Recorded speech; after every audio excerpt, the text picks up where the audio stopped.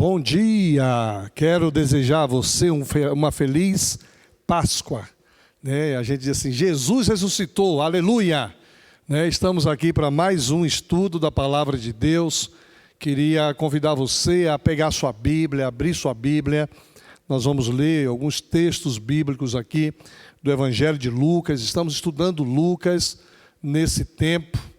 E o nosso desafio hoje é irmos além das palavras. O tema da lição de hoje é mais do que palavras, É importante que a gente viva aquilo que Deus quer que a gente viva. E aí, Edu, tudo bem, rapaz? Tudo certo, pastor. E empolgado porque Páscoa é uma das datas que eu mais gosto, é um dos temas que eu mais gosto. Porque você gosta de chocolate?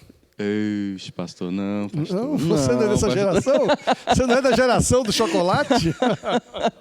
Eu sou da geração do chocolate, mas eu tentei me esquivar dela. Nada contra chocolate, mas não é por isso que eu gosto tanto da Páscoa. Acho que a viagem que a Páscoa faz desde o início da Bíblia, desde o início da promessa, é magnífica.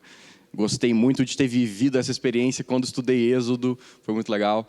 E agora, novamente, fico feliz com os cultos temáticos, com as músicas temáticas, apontando para o verdadeiro significado da Páscoa, que é Cristo. Mas a Páscoa ela precisa ser entronizada, assim como quem gosta de chocolate gosta daquele sabor descendo na língua, na garganta. E aí o pessoal que gosta de chocolate gosta de se lambuzar no chocolate. A Páscoa também ela precisa ser entronizada, porque o verdadeiro sentido da Páscoa é Jesus, aquele cordeiro pascal que se fez carne, se fez homem, habitou entre nós e morreu na cruz para nos libertar da morte eterna, e Ele quer morar dentro de nós. Então, o Espírito Santo dentro da gente é o verdadeiro sentido da Páscoa. Então, a gente podia até, talvez, esquecer o conteúdo de hoje e começar a falar sobre a Páscoa. Mas a gente fala todo ano sobre a Páscoa e eu quero desejar a você uma feliz Páscoa. Nós vamos ler a palavra, estudar um pouco sobre a palavra. E o Edu, nos eleve a Deus na palavra de oração nesse momento. Sim. Senhor, nós te agradecemos porque o Senhor nos convida para te conhecer, porque o Senhor nos convida para sermos transformados e nos dar nova vida em Ti, Pai. E nós pedimos que a Tua palavra, Pai, que o Senhor, Pai, fale aos nossos corações e nos encha, Pai, com o Teu Santo Espírito, Senhor, para nós te conhecermos, te seguirmos, Pai, e vivermos conforme a Tua vontade. Essa é a nossa oração, Pai, pedindo que a Tua palavra penetre e grave os nossos corações. Amém. Amém. Muito bem, mais do que palavras, estar em um momento como esse, a gente precisa abrir nossa mente, nosso coração, para as palavras de Jesus, para o que Jesus vai falar com a gente nessa manhã. Eu sempre gosto de um encontro como esse e desafiar você a absorver algo novo para a sua vida, para a sua existência. O que é de novo que eu vou levar depois desse encontro, quando a gente vai estudar a palavra de Deus? E quase sempre o que de novo vem é a confrontação que a gente recebe. Por isso o texto de destaque hoje, o texto áureo que o estudo propõe, está lá em Lucas 7,46.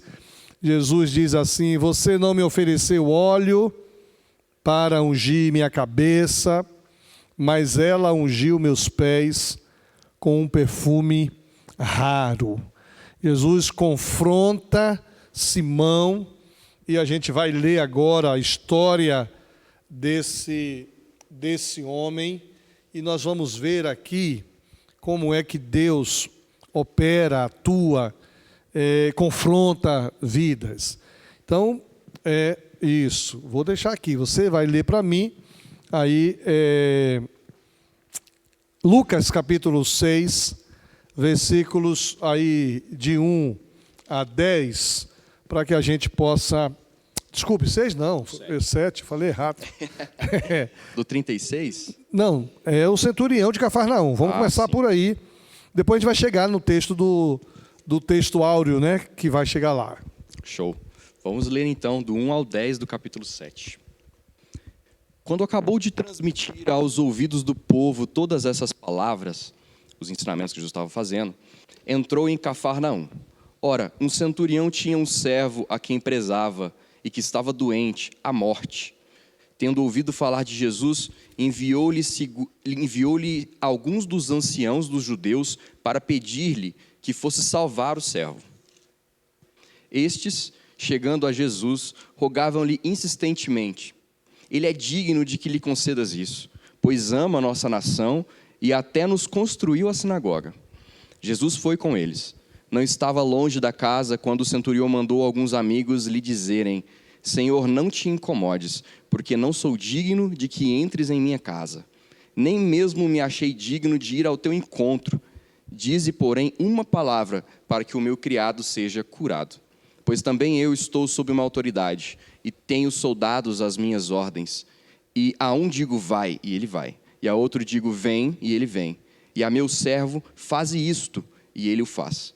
Ao ouvir tais palavras, Jesus ficou admirado e, voltando-se para a multidão que o seguia, disse: Eu vos digo que nem mesmo em Israel encontrei tamanha fé.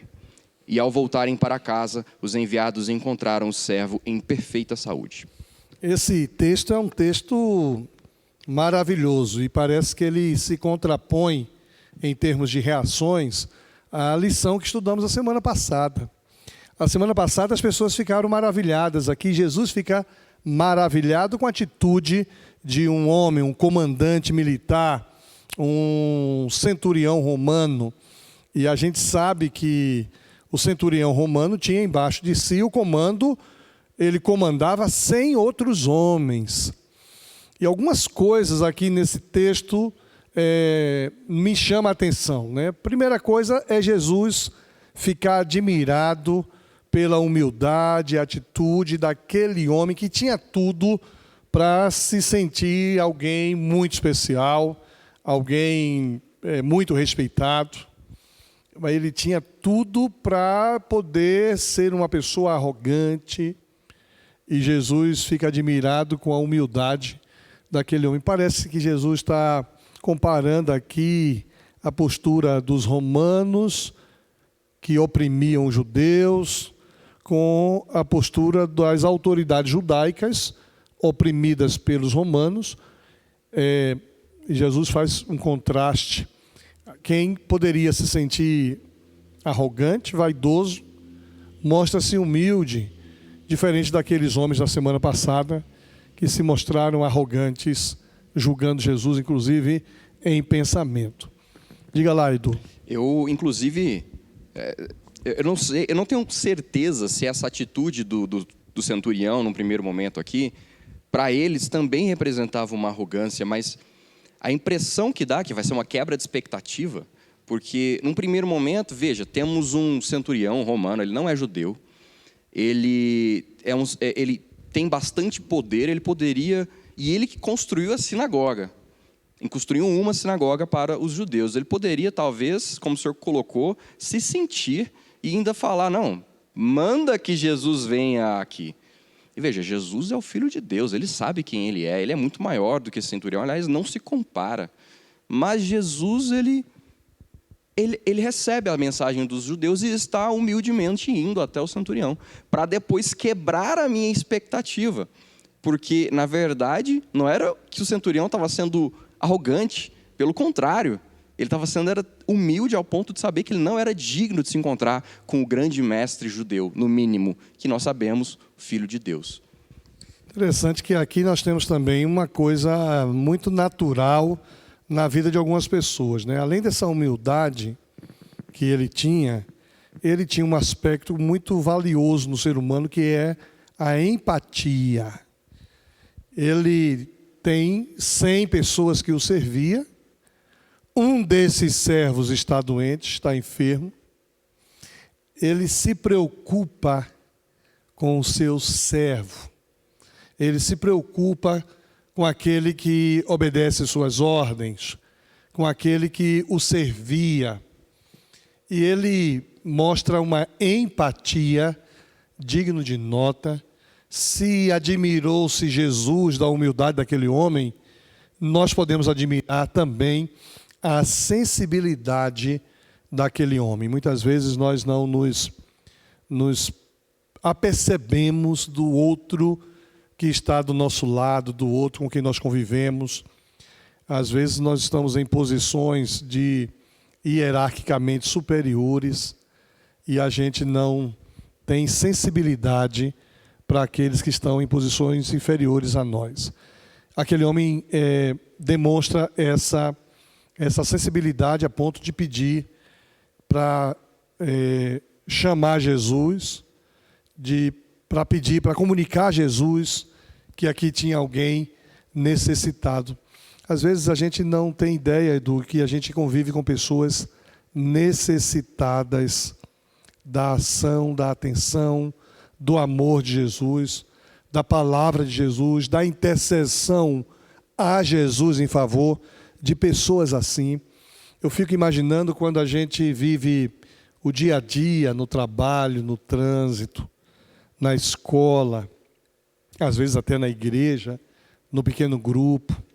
A gente tem uma agenda, a gente tem um foco, a gente tem uma necessidade de cumprir um programa e muitas vezes nós não temos a percepção do que o outro está percebendo.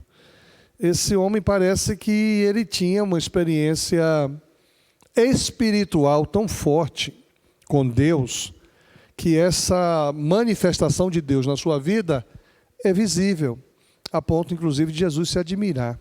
Você acha que, por que será que nós nem sempre estamos prontos para perceber o necessitado ao nosso lado? E ele não só percebe, como ele se desdobra, né?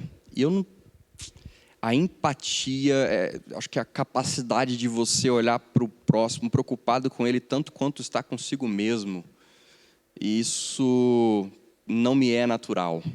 É algo que já parei para pensar algumas vezes e fiquei chocado com a minha falta de empatia. É algo que eu clamo a Deus para que transforme, porque é um mundo muito egocêntrico, né? Quando você não consegue perceber a dor do outro.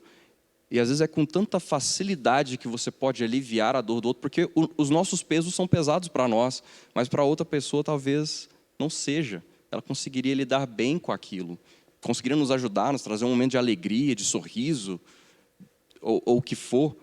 Mas a gente está tão preocupado com o que está acontecendo na loucura do nosso dia a dia, da nossa vida, tão ansioso, que deixa passar coisas que poderiam ser óbvias, se a gente simplesmente olhasse.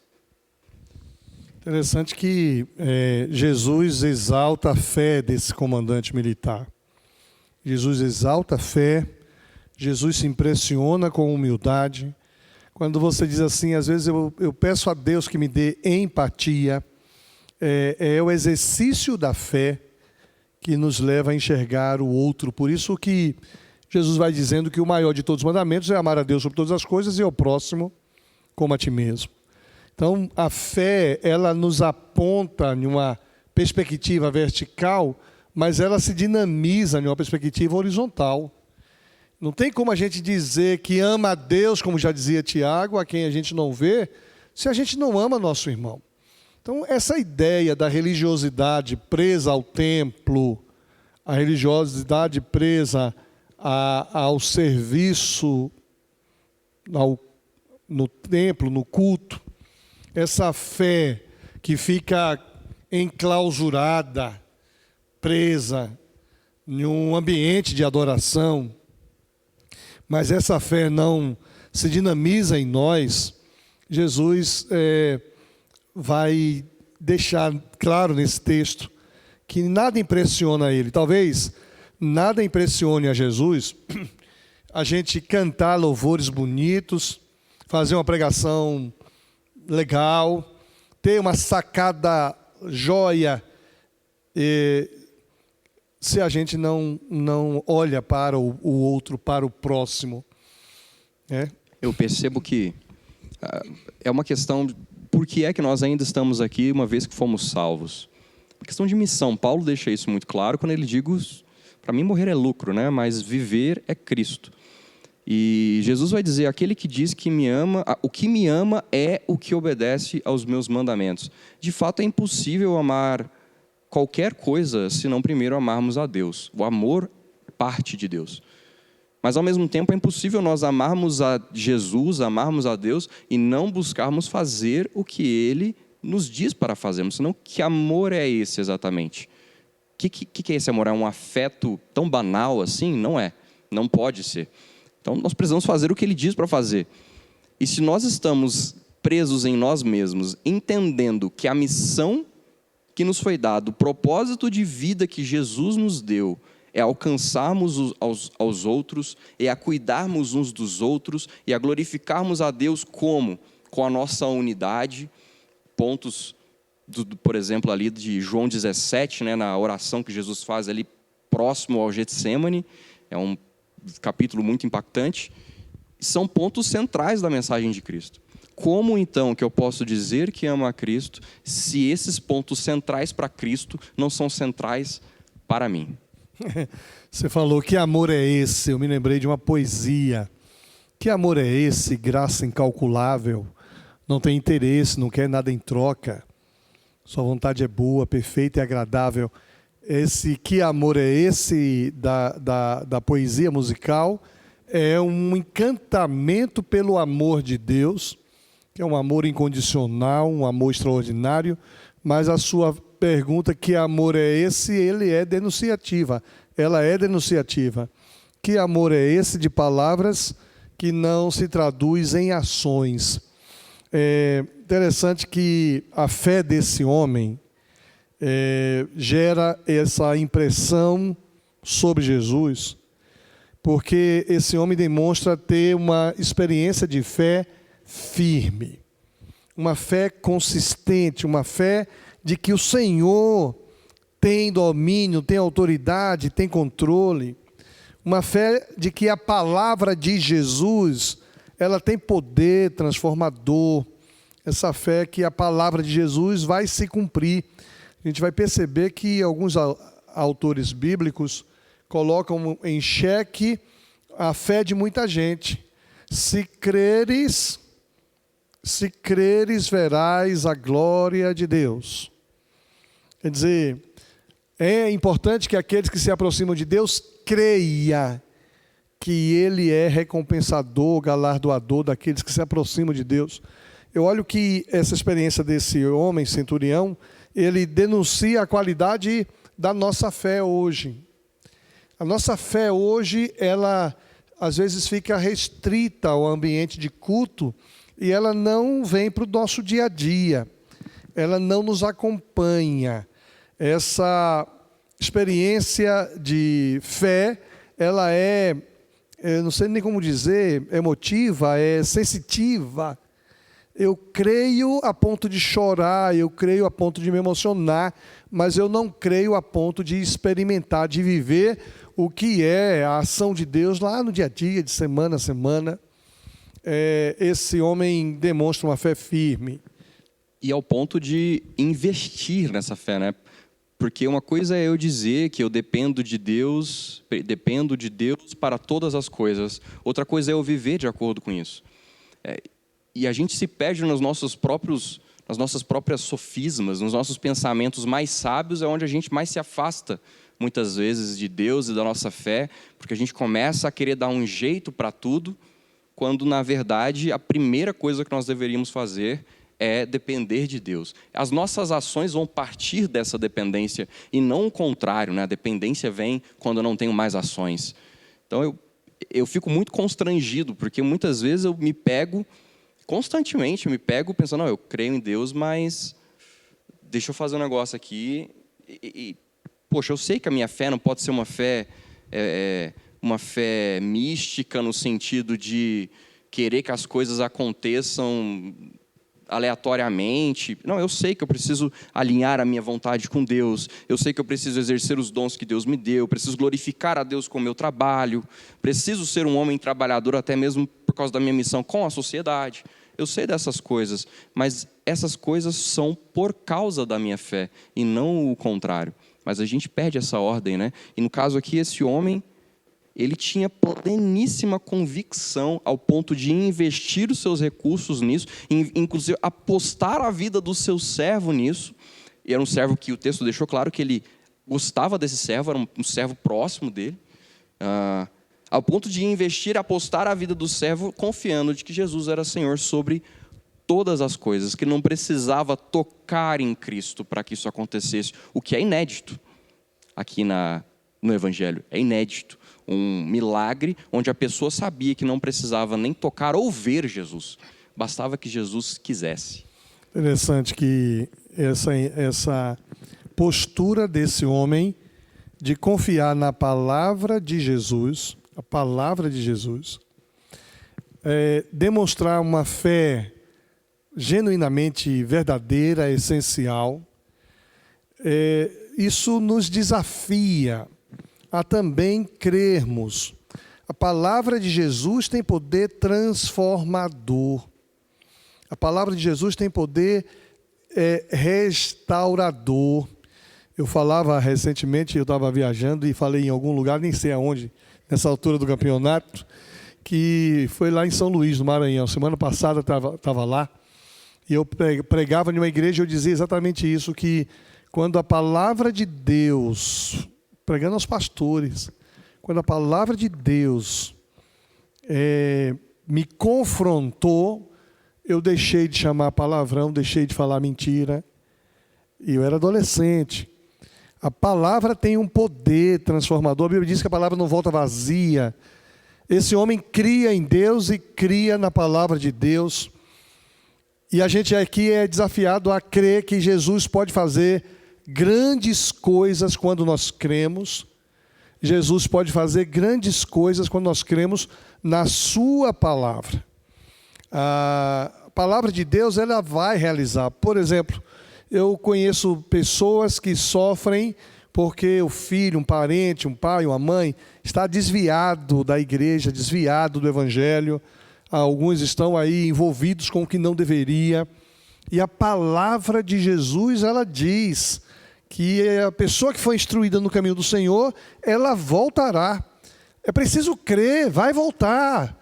Deus não vai deixar, porque a sua palavra diz. Tem gente que gostaria da salvação de pessoas da família. E a palavra de Deus diz, crê no Senhor Jesus, será salvo tu e a tua casa. Eu preciso exercitar a minha fé e a crença na palavra. Nós não devemos duvidar da palavra de Deus, porque a palavra de Deus não volta vazia.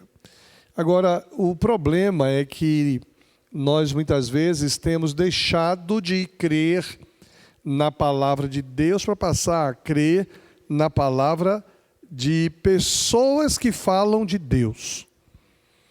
Então, eu determino, eu decreto, eu quero profetizar sobre sua vida, e você não leva em conta o que a palavra de Deus diz sobre isso. Aquele famoso texto, no mundo tereis aflições, mas tem de bom ânimo, essa é a palavra de Jesus. Mas os homens que falam da palavra de Jesus querem dizer o seguinte, não, você não vai ter aflição coisa nenhuma.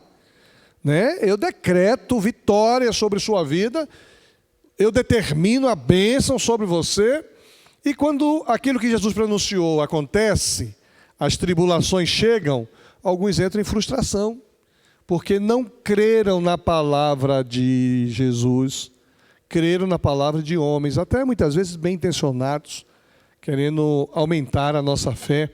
Vai descobrir que a responsabilidade de aumentar a nossa fé não é de pregadores, Senhor, aumenta-nos a nossa fé, Sim.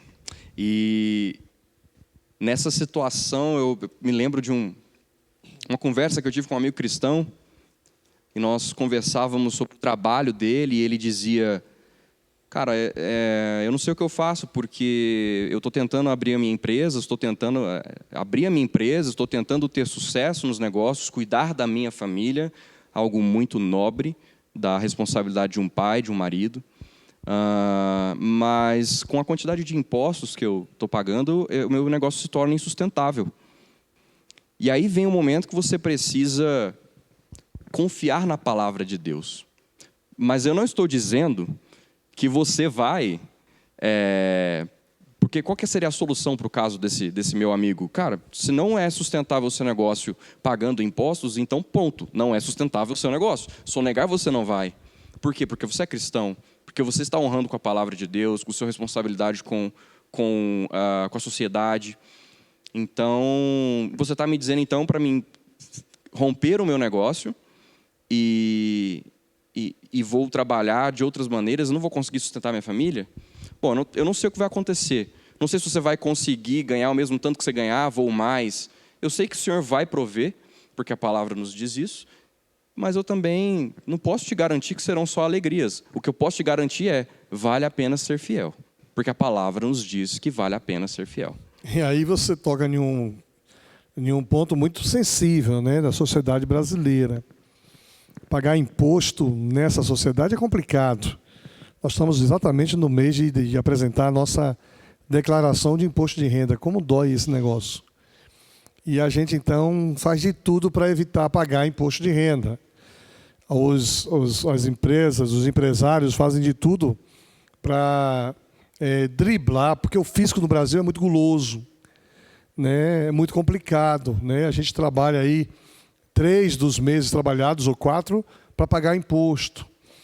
E é complicado em um governo, em um Estado tão injusto como é o Estado brasileiro ao longo dos anos. E é difícil para o empresário se manter fiel, pagando imposto, mas a gente vai ver que as palavras de Jesus, em um contexto de opressão, talvez pior do que o que a gente viva hoje, vai dizer, dai a César o que é de César, dai a Deus o que é de Deus. Mas Jesus Jesus faz um esforço para providenciar a moeda.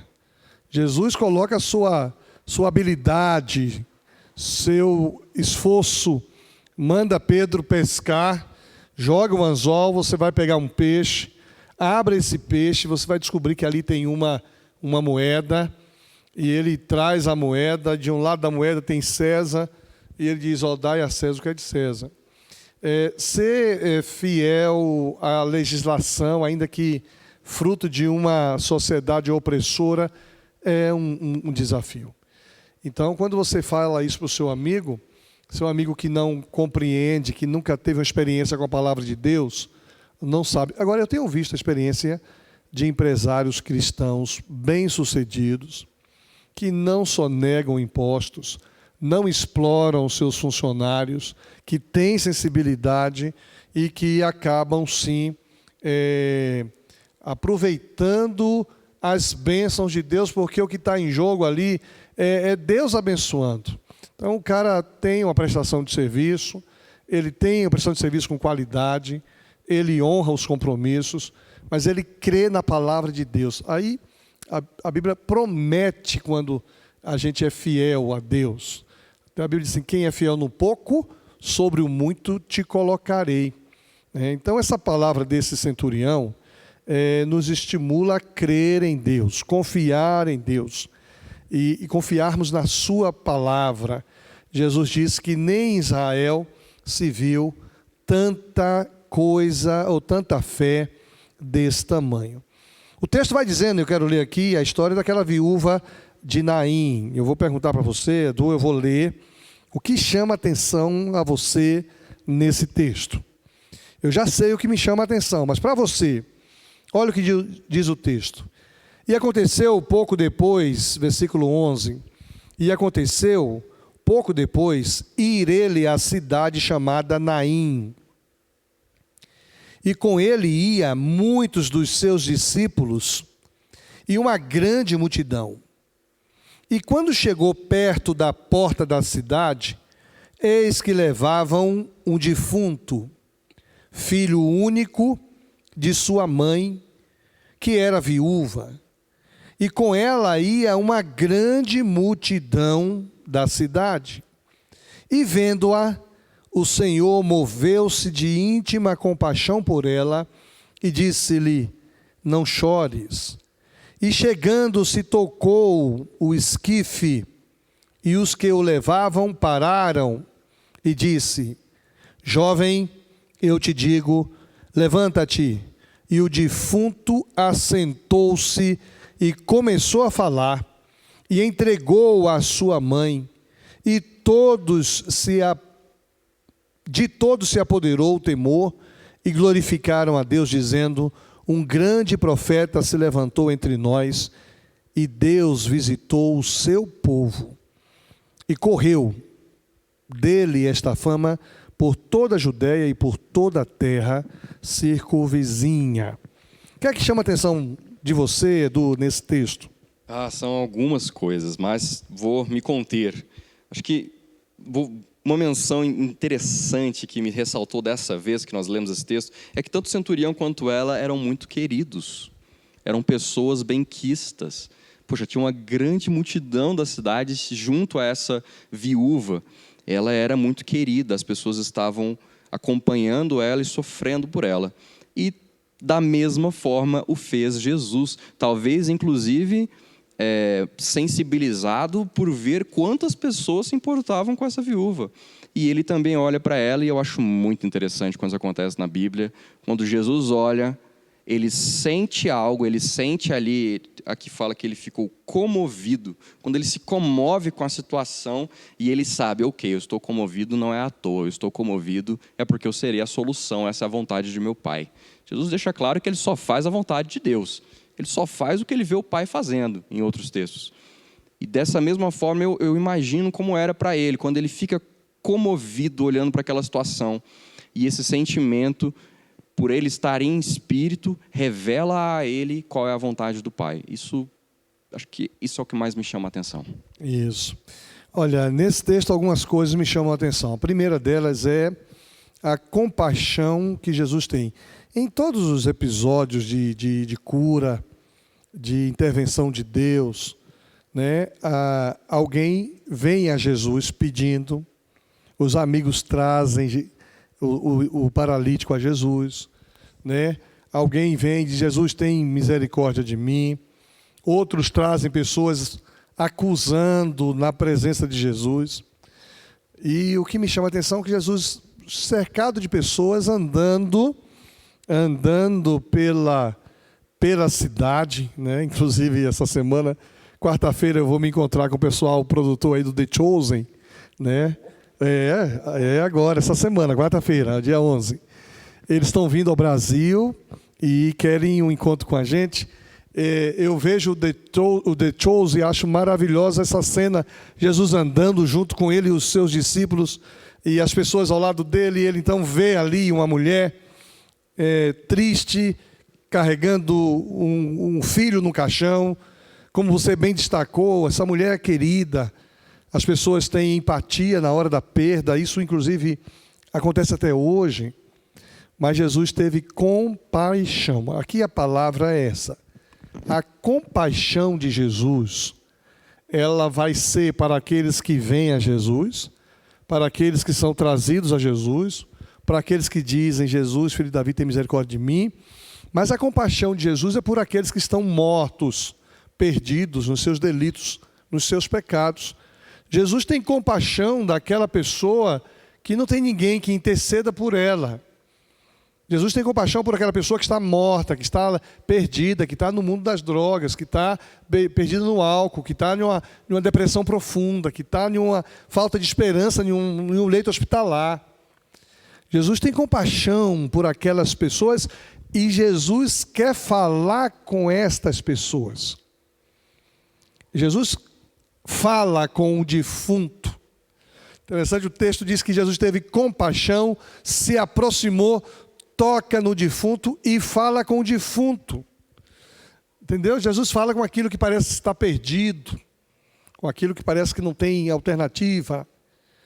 Há uma empatia, uma sensibilidade, há uma compaixão, e Jesus determina e decreta: levanta-te. E o defunto... Eu conheço história de pessoas que estavam perdidas, mortas, e reviveram sob ou embaixo da palavra de Deus. Então isso me chama muito a atenção, essa ação empática de Jesus. E aí Jesus pega esse menino, entrega a sua mãe, e todos foram tocados pelo temor do Senhor. Veja, Jesus teve compaixão, mas gerou nas pessoas o temor do Senhor e glorificaram ao Senhor pela ação de Jesus na vida daquilo que parecia ser morto e perdido. Eu penso que, Edu, a gente precisa sempre contar com a compaixão de Jesus. Em todo tempo, né? Jesus, tem misericórdia de nós. Jesus, tem compaixão do meu filho, da minha filha. Jesus, olha para meu pai, para minha mãe, para meu irmão. Jesus, olha para o meu vizinho, olha para esse homem que está aqui, bêbado na rua. Jesus, o Senhor teve compaixão de uma pessoa morta. Tenha compaixão daqueles que estão perdidos aí no pecado. Eu me sinto estimulado quando olho para esse texto a crer na compaixão de Jesus, né? Essa colocação que o senhor trouxe me pegou desprevenido. Realmente, eu não costumo contar com a compaixão de Cristo nas minhas ocasiões. E às vezes eu me pego crendo no que eu nem creio, porque como estudante de teologia, a gente vai estudar ali a sistemática e vai começar a pensar na origem, por exemplo, do mal, que é um ponto filosófico, um ponto que a gente debate dentro da teologia sistemática, que é qual é a origem do mal. E eu tenho essa convicção, devemos ter essa convicção. A origem do mal não é Deus. Deus não propõe o mal. Não é Deus quem causa a tragédia nas nossas vidas. Mas muitas vezes, quando eu estou numa situação que o culpado sou eu sei que o culpado sou eu fico pensando nas minhas atitudes que Deus não está tendo compaixão daquilo, de que Ele não está sofrendo comigo. Eu me esqueço de que Ele não é um Deus carrasco, Ele é um Deus de amor e Ele vê essas coisas, Ele sabe o tamanho da parcela da minha culpa, mas Ele não veio para me condenar. Jesus deixa isso claro, eu não vim para condenar, condenados já estão todos, eu vim para salvar. Eu me esqueço disso. Interessante que quando a gente tem encontros verdadeiros e profundos com a compaixão de Jesus, a gente conta mais com ela. Por exemplo, eu me lembro de minha adolescência, houve um episódio na minha adolescência que a compaixão de Jesus veio e me alcançou. Foi maravilhoso aquilo. E eu pude aprender desde cedo que eu vou contar sempre com a compaixão de Jesus. A Bíblia vai dizendo que a misericórdia do Senhor, ou as misericórdias do Senhor, são a causa de não sermos consumidos, devorados. Como você muito bem destacou, Jesus aqui está atuando como um salvador, não está atuando como um julgador. Virá um momento em que ele atuará como julgador. Mas agora Jesus está atuando como salvador. Ele veio buscar e salvar o que se havia perdido. E como é bom saber que eu conto com a compaixão de Jesus. Eu posso não contar com a compaixão das pessoas, posso não contar com a compaixão do meu chefe, dos meus pais, daqueles que exercem autoridade sobre mim, compaixão talvez de um juiz, de um advogado, de um promotor. Não vou contar com a compaixão do leão, né, da Receita Federal, mas eu posso me apoiar na compaixão de Jesus e dizer: Jesus, tem compaixão de mim. Talvez até você hoje esteja aí ouvindo essa palavra, lembrando de pessoas que precisam de compaixão. Eu queria estimular você a dizer: Jesus, tem compaixão de fulano, liberta fulano, salva fulano, atrai fulano, traga de volta fulano. Você precisa crer na compaixão de Jesus. Agora a gente vai ver a história de duas pessoas, são dois personagens, duas posturas. Uma postura que representa quase sempre a postura da maioria de nós, e uma postura de uma outra pessoa que é um tanto quanto complicado, que coloca inclusive Jesus em xeque, porque aquela postura comum diz que Jesus não é profeta porque Jesus não sabe quem é a pessoa que está ali nos seus pés. Vou pedir, Edu, para você ler para a gente aí, né, versículo 36 em diante, dessa experiência aí de da mulher que unge os pés de Jesus e a postura dos fariseus, né? Versículo 36. Um fariseu convidou-o a comer com ele. Jesus entrou, pois, na casa do fariseu e reclinou-se à mesa. Apareceu então uma mulher da cidade, uma pecadora. Sabendo que ele estava à mesa na casa do fariseu, trouxe um frasco de alabastro com perfume. E ficando por detrás, aos pés dele, chorava. E com as lágrimas começou a banhar-lhe os pés e enxugá-los com os cabelos, a cobri-los de beijos e ungi-los com perfume. Vendo isso, o fariseu que o havia convidado pôs-se a refletir. Se este homem fosse profeta, saberia bem quem é a mulher que o toca, porque é uma pecadora. Jesus, porém, tomando a palavra, disse-lhe: Simão, tenho uma coisa a te dizer. Fala, mestre, respondeu ele. Um credor tinha 2 devedores. Um lhe devia 500 denários e o outro 50. Como não tivessem com que pagar, perdoou a ambos. Qual dos 2 o amará mais?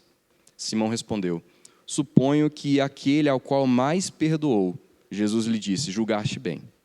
E voltando-se para a mulher, disse a Simão: Vês esta mulher?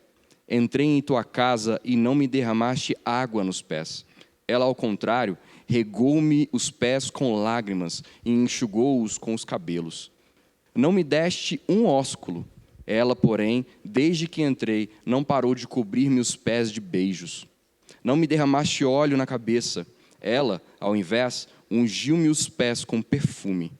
Por essa razão eu te digo, seus numerosos pecados lhe são perdoados, porque ela demonstrou muito amor.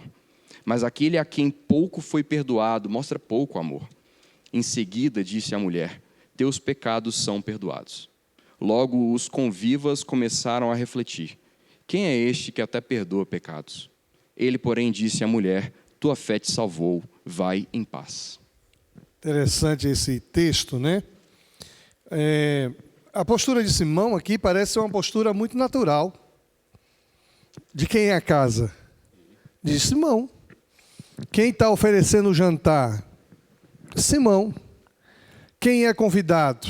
Jesus, o mestre. De repente entra uma intrusa.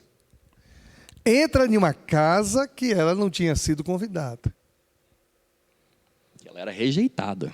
Ela era rejeitada, ela invade uma casa, interrompe o ritual, começa a fazer algumas abordagens de adoração e Jesus começa a sofrer o julgamento. Interessante essa questão.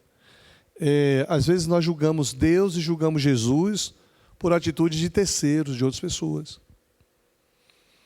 Aí Simão começa a julgar Jesus. Ele não é profeta, porque se ele fosse profeta, ele saberia quem é essa mulher rejeitada, invasiva, que vem num ambiente onde não é convidada, carregada de pecados. Não deixaria sequer tocar nele. E isso me faz pensar que às vezes nós temos a postura parecida, né? A gente às vezes não entende a necessidade das pessoas, não entende a fome das pessoas, a angústia do coração, e às vezes nós julgamos, né? Julgamos. É muito comum na igreja a gente julgar a pessoa que entra bêbada, por exemplo, no culto. É um inconveniente para nós. Eu sempre digo isso, eu louvo a Deus porque um dia uma igreja aceitou um bêbado lá, que foi meu avô. E mesmo bêbado, ele entregou a vida a Jesus e isso mudou a história da família dele, alcançou a minha história. Então, assim, Jesus de novo demonstra perceber, porque ele é onisciente, pensamento daqueles julgadores. Aí vem uma lição para a gente, cuidado quando a gente julga alguém. Não, estou julgando, mas não vou falar nada. Jesus conhece os nossos pensamentos E Jesus denuncia. Diga lá. Nós não vamos chegar lá, então eu já vou trazer, que está lá no 8, uma coisa que me chamou muita atenção, no Gerazeno, Gadareno, não sei como vou chamar esse cara, depende da tradução aí. Eu fiquei pensando, o que eu ia fazer com um homem sujo que dorme que dormia ali no cemitério, junto às, não lembro o nome agora, junto a onde fica o morto lá, e ele não habitava em casa, em sepulturas, ele estava nas sepulturas e havia muito tempo que andava sem roupas. Esse cara está indo na direção de Jesus. O que você faria se esse louco fosse na sua direção? Tem muito a ver aqui, na verdade é mais escandalizante do que essa mulher, né, que entrou ali para ungir os pés de Jesus. Um cara louco desses, sujo, nu, correndo na sua direção, acho que eu só ia sair correndo para o outro lado. E Jesus ali vai operar um milagre, né, na vida desse cara, e esse cara vai se tornar o evangelista de sua cidade. Porque ele olhou para ele. Eu preguei uma vez um sermão, o primeiro missionário enviado por Jesus. Na minha perspectiva, ele foi o primeiro missionário enviado por Jesus. Ele queria seguir Jesus e disse, não, fique aqui e anuncie ao povo da sua cidade, de Gadara, né, o que Jesus fez na sua vida. Agora, nossas reações, né, quais seriam nossas reações? Jesus teve uma reação maravilhosa, mas também Ele é Deus. Eu não sou Deus. Mas você possui o Espírito Santo de Deus. Jesus está em você. A minha reação era de sair correndo. Mas Jesus em mim me impele a repreender, expulsar os demônios, né? Eu já tive experiências que, humanamente falando, a vontade de ter que sair correndo mesmo, é assustador, é opressor, é ruim, é negativo. Mas a ação do Espírito em nós nos leva a agir com Jesus como Jesus agiu. Sabe, olha, em nome de Jesus, sai dele, né? E a gente expulsa em nome de Jesus. E a gente vai descobrir que por trás de uma pessoa violenta, agressiva, talvez mal cheirosa, tem um ser humano que Jesus ama, que Jesus tem compaixão semelhante àquele menino que estava morto lá. Mas a gente tem essa tendência de ter posturas julgadoras. E aí, nessa história aqui de Simão e a mulher, Jesus conta uma parábola. Quem mais amou? Aquele que perdoou mais pecados ou menos pecado? Aquele cara que se sentia o suprassumo, o melhor. Jesus está dizendo, olha, você teve pouco amor para você, porque você teve pouco pecado. Mas essa mulher, ela foi amada mais. Eu acho esse nivelamento que Jesus faz, por isso que a igreja costuma chamar as pessoas de irmão. Não há distinção na igreja. Tem uma irmã aqui na igreja que me chama de irmão pastor. Irmão pastor, porque eu sou irmão, eu sou apenas um irmão. Minha função é uma função pastoral. Mas eu sou apenas irmão, sou seu irmão. Nós somos nivelados aqui, todos somos pecadores, tocados e salvos pela graça de Jesus. Aquele que precisou ir para o mundo das drogas, da violência, envolvimento com as coisas que não de Deus, Deus foi lá e resgatou. Aí Jesus conta essa parábola e pergunta assim, irmão, quem é que ele amou mais? Quem mais pecou, mais amou. E a gente vai perceber que não tem nada a ver isso, porque Jesus disse que ele amou o mundo todo. Então, o mesmo amor que atingiu o mais pecador é o mesmo amor que atinge o aparentemente menos pecador. Mas o que me chama a atenção aqui, Edu, é que às vezes a gente começa a julgar. E esse negócio do julgamento é um negócio complicado. Tem muita gente que não gosta dos crentes, dos evangélicos, porque nos rotulam de julgadores. E Jesus já previa isso, né? Como é que você quer julgar seu irmão tendo uma trave no seu olho que é tirar um cisco no olho do seu irmão. Quando eu olho para dentro de mim, olho para mim mesmo, eu percebo que tem tanta coisa em mim que precisa ser transformada, mudada, melhorada. Por que eu vou me preocupar com o Edu? Edu tem que olhar para dentro dele e mudar as coisas dele. Juarez tem que olhar para dentro dele e mudar as coisas dele. Falar nisso, viu, Juarez? Eu estou perdido no tempo. Quando estiver faltando aí 5 minutinhos, você me avisa, porque eu me perdi aqui. Tá bom? Falta 10. Pronto. Então, assim, Edu, em 10 minutos, eu acho que a gente tem muito o que contemplar, que a maldade do ser humano vai levar o ser humano a ser adúltero, pecador, a ser violento, a viver no meio dos mortos, a ser mal cheiroso, a querer viver com manadas de porcos.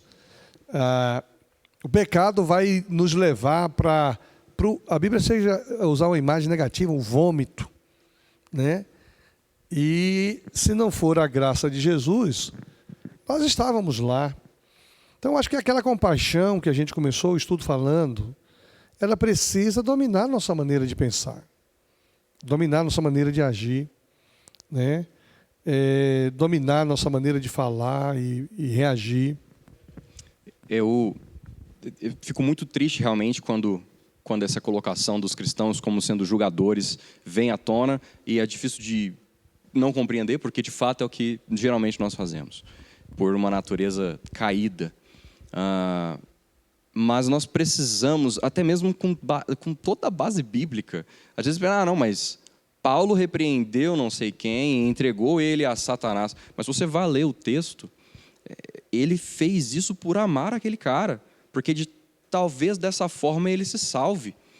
Então, a única coisa que pode justificar uma repreensão é você estar amando aquela pessoa. Se você não está amando, se você está com raiva do que ela fez, não faça nada. Deixa para quem ama cuidar daquela pessoa. Eu penso que se você conhece alguém na igreja e você sabe que aquela pessoa está em pecado, começando de dentro mesmo, tenha em si o propósito de ajudá-la, não de expô-la, não de condená-la, mas de ser parte da solução, de ser o corpo de Cristo que a alcança. Olhe para ela com compaixão, sofra pela dor dela. E aí, uma frase que o senhor colocou agora há pouco, essa me deixa bravo quando alguém fala isso. Porque quando alguém fala assim, não, mas Jesus era Deus. Mas, gente, se Jesus se ele veio aqui como homem exatamente para você não falar isso, você vai me falar isso? Ele veio aqui mostrar como que o homem tem que fazer. Então, devemos olhar para ele e querer copiá-lo 100%, porque ele veio como homem exatamente por isso. Então, nós temos, sim, capacidade de esquecer o julgamento, mesmo, ainda que estivéssemos em posição de julgar. Ainda que estivéssemos, porque Jesus estava, mas ele não se põe numa posição de julgar, e sim numa posição de salvar. Que nós também sejamos uma mensagem não de a métrica do que é certo e o que é errado, mas de salvação. Agora, é fácil ser isso, Edu? Você já teve raiva? Você falou que eu tive a raiva de uma pessoa, né? Por que será que a gente às vezes tem raiva, né? Tem até um cantor que tem o reiva, muita reiva. Tem o reiva daquele irmãozinho. Aí ele fala o melô do pastor ali. E raiva faz parte da reação natural, humana, né? De proteção do nosso ego. Acho que o superego entra em atuação, a gente fica indignado com determinadas situações, mas a gente vai sempre perceber que esse espaço de sentirmos chateação, por exemplo, uma pessoa instruída, a gente fala, cuidado, não faça isso. A pessoa vai e faz. Dá uma raiva. Teve uma pessoa que disse assim, não vou nem conversar com o pastor. Alguém disse assim, vai falar com o pastor, cara. Eu disse, não vou não. O pastor já me aconselhou tantas vezes a não fazer o que eu estou fazendo. E eu vou falar para ele o quê? Já sei o que eu vou ouvir dele. E aí, veja, é uma pessoa que insiste em uma direção de equívoco, colhendo as consequências, para não ouvir de novo. É a manifestação do orgulho, da vaidade. Então, a gente pode até ter sentimento de raiva, de chateação, só que a gente não pode deixar esse sentimento dominar, perdurar, avançar. A gente não pode dar lugar à ira, né? Disse Jesus, não deis lugar à ira. Irai-vos, mas não pequeis. Então, às vezes, a gente fica irado, e quando você estiver irado com alguma situação, vai orar. Vai tentar colocar-se no lugar do outro, no domínio do pecado, no domínio, às vezes, do acusador de nossas almas. Esse homem aqui, o gadareno, ele vivia uma vida num dos lugares mais tristes, mais difíceis, onde pessoas têm experiências muito doloridas. Ele vivia ali. E aí esse poder do mal o apoderou dele. Ele então tem um encontro com esse Deus compassivo, que também é homem, mas esse Deus que tem compaixão, esse Deus que olha para nós com bondade e graça. Eu acho que fica uma lição para a gente. A gente precisa sempre avaliar a nós mesmos quando os sentimentos de raiva nos dominam. Por que eu estou tão chateado com isso? Eu ouvi certa vez alguém dizendo assim que nós não devemos nos preocupar com as palavras que nós ouvimos, com as ofensas que nós ouvimos, com as mentiras que sobre nós se fala. Nós devemos nos preocupar o que a gente vai fazer com isso. Aquela conversa assim, não pense na pedra que foi jogada contra você, mas o que você vai fazer com essa pedra? Então, por que eu estou com raiva? Né? O que está me fazendo estar tão chateado com isso? E nós vamos descobrir que o que nos faz estar com raiva e estar chateado tem a ver com o eu, com o ego. O meu eu está guloso demais, né? Então, eu acho que Jesus está querendo nos ensinar que Ele está preocupado com aquilo que Ele é. E quem Ele é? Eu sou o Filho de Deus que tira o pecado do mundo. Eu sou a fonte de compaixão, a fonte de amor. E é isso que eu vou fazer aonde eu encontrar pessoas. Aquela mulher acusada de muitas coisas, de impureza, que invade uma reunião, que coloca-se nos meus pés. Eu tenho compaixão dessa mulher, mas também tenho compaixão das multidões que me apertam, que estão querendo ver os meus feitos. Tenho compaixão daquela pessoa que está morta e que chora os seus mortos. Eu começo a pensar que a nossa atitude precisa espelhar a atitude de Jesus. Eu acho que a gente pode concluir por aqui, sabe, Edu? A atitude em relação às falhas das pessoas. Como é que a minha atitude faz diferença diante das falhas das pessoas? Qual a minha atitude diante do poder da palavra de Deus? Aquele centurião nos ensina a termos fé na palavra de Deus. A compaixão, o amor de Jesus por aquela mulher e a compaixão de Jesus por esse homem violento. E qual tem sido as nossas posturas em relação às falhas das pessoas? Eu sempre me lembro de um livro que a gente estudou como igreja muitos anos atrás, Em Seus Passos, o que faria Jesus? Então, acho que a gente podia concluir aí fazendo algumas considerações finais sobre nossas posturas, nossos sentimentos, nossas reações, as falhas das pessoas que muitas vezes trazem para elas consequências complicadas, né? Qual a ponderação que você poderia fazer, as considerações finais, diante de tudo que a gente viu nessa perspectiva?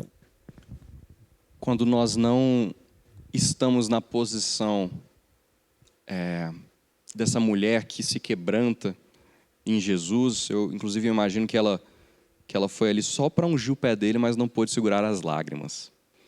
Quando nós não estamos nessa posição de humildade, e nós não estamos na posição de Jesus, olhando com compaixão para as outras pessoas, saindo dos protocolos, mas olhando para o próximo, nós estamos na posição do fariseu, que na sua ação negou o próprio Cristo. Quando nós olhamos para alguém e desprezamos essa pessoa pelos seus muitos pecados, porque essa mulher aqui, o texto não deixa dúvida, ela de fato era uma mulher pecadora.